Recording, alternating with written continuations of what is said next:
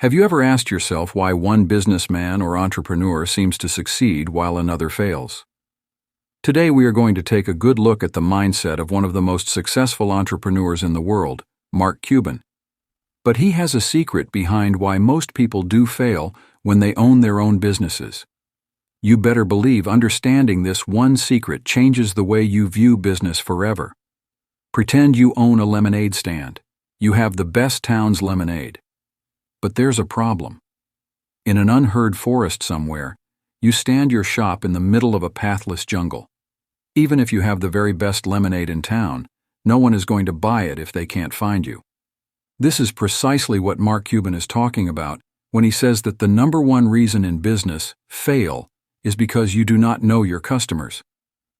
Mark Cuban became a billionaire by solving problems other people had wanted, as he says in the Shark Tank show.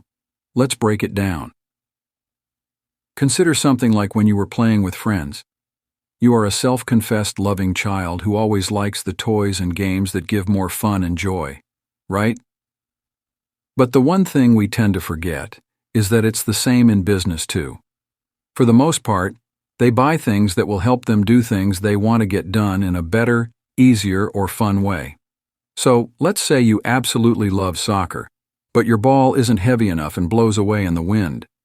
If someone invented a soccer ball that glowed in the dark, what would happen next? You can play it all night and not lose that shit. Laughs.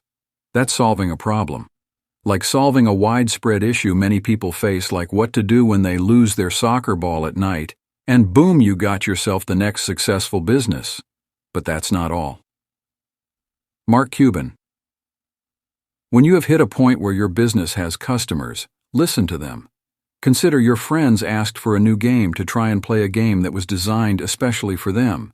They would be so excited.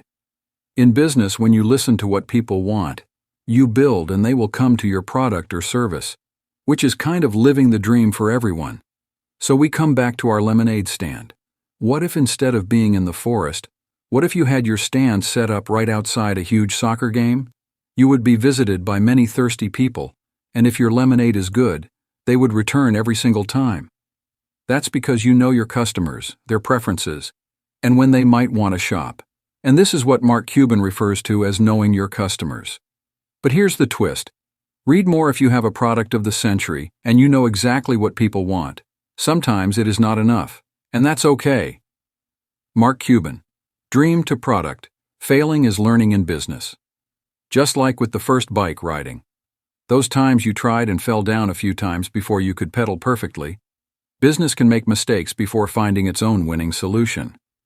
When you see the next boom in business like a trendy toy store or mouth-watering cupcake shop and wonder, how did they make it happen so big?